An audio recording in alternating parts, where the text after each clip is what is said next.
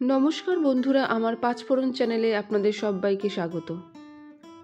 আজ আমি নিয়ে এসেছি একটা টিফিন রেসিপি, যেটা ছোট বড় বয়স্ক সবারই খুব ভালো লাগবে। পাউরুটি দিয়ে আপনারা অনেকেই অনেক রকম টিফিন বানিয়ে থাকেন, স্কুলের টিফিন, সকালের জলখাবারের টিফিন, সন্ধেবেলার টিফিন। দেখুন তো, এরকম টিফিন কি আপনারা আগে কখনো বানিয়েছেন? বানালে আমাকে অবশ্যই জানাবেন, তবে আমি কেমনভাবে বানালাম সেটাও আপনাদের সঙ্গে শেয়ার করলাম। আমি স্লাইস ব্রেড নিয়ে নিচ্ছি 1/2 পাউন্ডের। আমি এখানে নিয়ে নিচ্ছি ব্রাউন ব্রেড, তবে আপনারা ইচ্ছা করলে সাদা ব্রেডও নিতে পারেন। আমার কাছে ঘরে ব্রাউন ব্রেড ছিল, তাই আমি পুরোটাই নিয়ে নিলাম। কিছুই করতে হবে না, ব্রেডগুলোকে হাতের সাহায্যে ছোট ছোট টুকরো টুকরো করে কেটে নিতে হবে। সব ব্রেডগুলোকে ছোট ছোট করে কেটে নেবেন।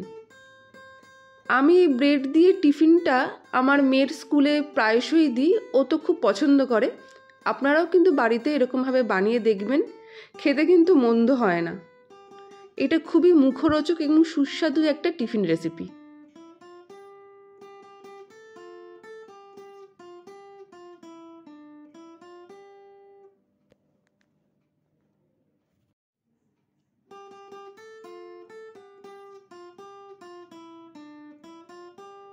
দেখতেই পাচ্ছেন, আমি পুরো ব্রেডটাই কিন্তু টুকরো টুকরো করে নিলাম।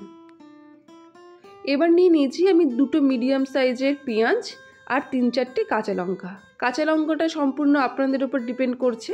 ছোট বাচ্চাদের দিলে একটুখানি কমই দেবেন, না হলে আপনারা নিজেদের জন্য বানালে ঝালটা নিজেদের মতন করে দেবেন। পেঁয়াজগুলোকে ঝিরিঝিরি করে কেটে নিতে হবে, খুব পাতলা না কাটলেও হবে। আমি যেভাবে কাটছি সেভাবে কেটে নেবেন।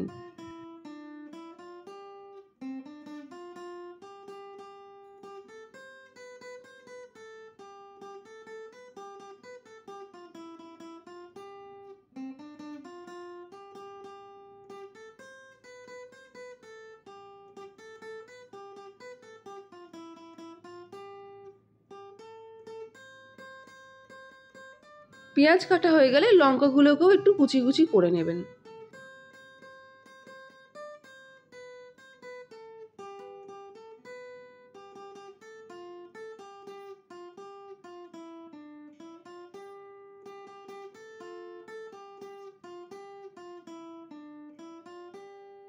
এরপর আমি নিয়ে নিয়েছি একটা ডিম, আর নিয়ে নিয়েছি 20 গ্রাম মতন কিশমিশ।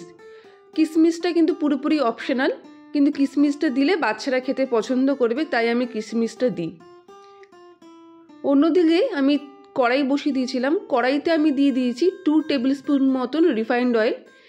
তেলটা গরম হওয়ার সঙ্গে সঙ্গেই আমি দিয়ে দিলাম পেঁয়াজ আর লঙ্কা কুচি। পেঁয়াজ আর লঙ্কা কুচি দেওয়ার আগে যাতে তেলটা গরম হয়েছে কিনা সেটা দেখার জন্য সামান্য পরিমাণে নুন আমি দিয়ে নিয়েছি। এরপর পেঁয়াজ আর লঙ্কা কুচি দিয়ে দিলাম। পেঁয়াজ আর লঙ্কা কুচিটা ভাজার সময়ও কিন্তু 1/2 চামচ মতন আমি নুন ইউজ করেছি। নুনটা দিয়ে মোটামুটি হালকা ব্রাউন অবধি এটাকে ভেজে নিতে হবে। এই রান্নায় কিন্তু কোনো হলুদ পড়বে না, শুধু নুনই ইউজ হবে, সেটা একটু খেয়াল রাখবেন।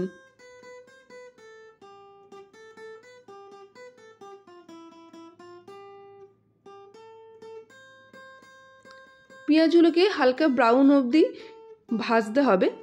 মিডিয়াম আঁচে রাখবেন, গ্যাস একদমই বাড়াবেন না। আমার রেসিপি আপনাদের কেমন লাগছে অবশ্যই জানাবেন, আপনাদের কমেন্টের অপেক্ষায় থাকব। আরও নতুন নতুন রেসিপি দেখতে আমাকে অবশ্যই ফলো করবেন, আর নতুন বন্ধুরা আমাকে সাবস্ক্রাইব করবেন। আমার পেঁয়াজগুলো দেখতেই পাচ্ছেন মোটামুটি ব্রাউন ভাজা হয়ে গেছে। এরপর যে আমি ডিমটা রেখেছিলাম সেই ডিমটা আমি এর মধ্যে আমি দিয়ে দিলাম। ডিমটাকেও কিন্তু তেলের মধ্যে ঝুরি ঝুরি করে ভেজে নিতে হবে।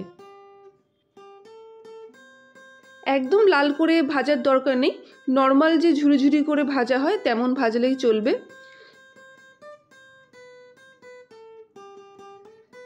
মিডিয়াম আঁচেই কিন্তু পেঁয়াজ আর ডিমটা ভালো করে ঝুরি ঝুরি করে ভেজে নিতে হবে। বন্ধুরা, আমার আরও রেসিপি আমার ডেসক্রিপশন বক্সে দেওয়া থাকে, আপনারা অবশ্যই দেখবেন। আর আমার ভিডিও কেমন লাগছে আপনারা কিন্তু অবশ্যই জানাবেন। বাইরে কিন্তু ভালোই বৃষ্টি পড়ছে, এই সময় বাইরে থেকে অনেক কিছু খাবার খেতে ইচ্ছা করে, একটু সন্ধেবেলায় নোনতা খাবারের খেতে ইচ্ছা করে। তো এই সময় যদি ঘরে পাউরুটি থাকে তাহলে আপনারা এরম একটা কিন্তু সন্ধ্যেবেলা টিফিন বানিয়ে নিতেও পারেন। আর বাচ্চাদের স্কুলের টিফিনের জন্যও কিন্তু একদম পারফেক্ট একটা টিফিন। যাই হোক, আমার ডিম আর পেঁয়াজ একসাথে ভালো করে ভাজা হয়ে গেছে। গ্যাসের আঁচটা কিন্তু আমি মিডিয়ামই রেখেছি, একদমই বাড়ানোর দরকার নেই। এই অবস্থায় আমি যে ব্রেডের টুকরোগুলো করে রেখেছিলাম সেগুলো আমি দিয়ে নেব।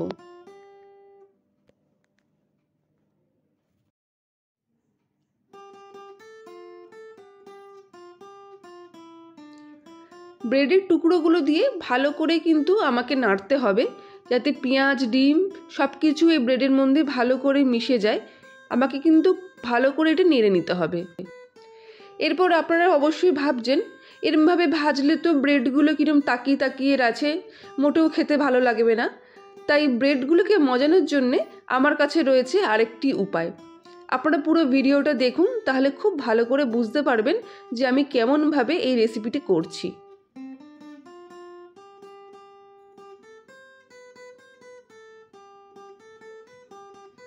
দেখুন, ব্রেডটাকে মজানোর জন্যে বা ব্রেডটাকে নরম করার জন্যে আমাকে একটা কাপে আমি জল নিয়ে নিয়েছি, বা আপনারা গ্লাসেও নিতে পারেন।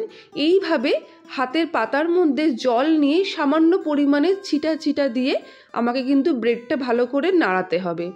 একেবারে টপ করে কিন্তু জল দিলে হবে না, তাহলে ব্রেড দলা পাকিয়ে যেতে পারে এবং সেটা নরম হয়ে গেলে গ্যাদগ্যাদে হয়ে যাবে, সেটা মোটেও খেতে ভালো লাগবে না। তাই হাতের পাতার মধ্যে খুব সামান্য সামান্য জল নিয়ে ব্রেডের চারিপাশে দিতে হবে এবং খুন্তি দিয়ে নাড়িয়ে নাড়িয়ে ব্রেডটাকে মজাতে হবে। এটা পুরোপুরি আপনারা নিজেদের আন্দাজ মতন করবেন যে কতটা জলের প্রয়োজন হচ্ছে। আমার দুবার দেওয়াতেই কিন্তু ব্যাপারটা আয়ত্তে চলে এসেছে। আপনারা কিন্তু নিজেদের মতন করে দিয়ে নেবেন, একদমই বেশি করে জল দেবেন না। হাতের পাতার মধ্যে করে নিয়ে ছিটা দিয়ে দিয়ে জল দিয়ে ব্রেডটা ভালো করে মাখিয়ে নেবেন। এরপর একটুখানি নুন টেস্ট করে দেখবেন, যদি নুন আপনাদের কম মনে হয় সামান্য পরিমাণ নুন দিয়ে দেবেন। আর অবশ্যই কিন্তু এখানে চিনিটা ব্যবহার করতে হবে, কেননা রেসিপিটা নোনতা মিষ্টি এরকম খেতে লাগবে। তাই হাফ চামচ মতন আমি চিনি দিয়ে দিলাম। আর দিয়ে দিচ্ছি স্বাদ অনুসারে টমেটো সস। এখানে মোটামুটি আমি 2 টেবিল স্পুন মতন টমেটো সস ইউজ করেছি, আপনারা ইচ্ছা করলে একটু কমও দিতে পারেন। এরপর আমি যে কিশমিশগুলো ধুয়ে রেখেছিলাম সেই কিশমিশগুলো পুরোটা দিয়ে দিই। এরপর কিশমিশ সস আর নুন চিনি দিয়ে ভালো করে ব্রেডটাকে নাড়িয়ে চাড়িয়ে কিন্তু ভাজা ভাজা করে নিতে হবে। এটা কিন্তু একদমই ঝরঝরে হবে, একদমই লদলদে টাইপের হবে না বা ঢেলা পাকানো টাইপের হবে না, একদম ঝরঝরে স্ন্যাক্স টাইপের রেসিপি, খুবই মুখরোচক বন্ধুরা। আপনারা অবশ্যই এরকম বানাবেন। বাচ্চাদের টিফিনে দিলে তো ওরা খুবই খুশি হবে। আমার রেসিপিটা কিন্তু প্রায় শেষ হয়ে এসছে। শেষে এটা নামানোর আগে আমি দিয়ে দিলাম হাফ চামচ মতন গোলমরিচ গুঁড়ো। এই গোলমরিচ গুঁড়ো কিন্তু এর টেস্টটাকে আরও বেশি বাড়িয়ে দেয়, আর গোলমরিচের গন্ধটা এই রেসিপিতে কিন্তু খুব ভালো যায়। আমার এই টিফিন রেসিপিটা আপনাদের কেমন লাগলো অবশ্যই জানাবেন। আমার রান্নাটা একদমই শেষ, গরম গরম খেলে কিন্তু খুবই ভালো লাগে।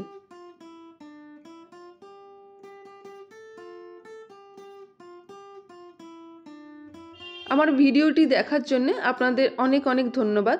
আমার পাশে থাকবেন এবং আমার চ্যানেলটি অবশ্যই সাবস্ক্রাইব করবেন।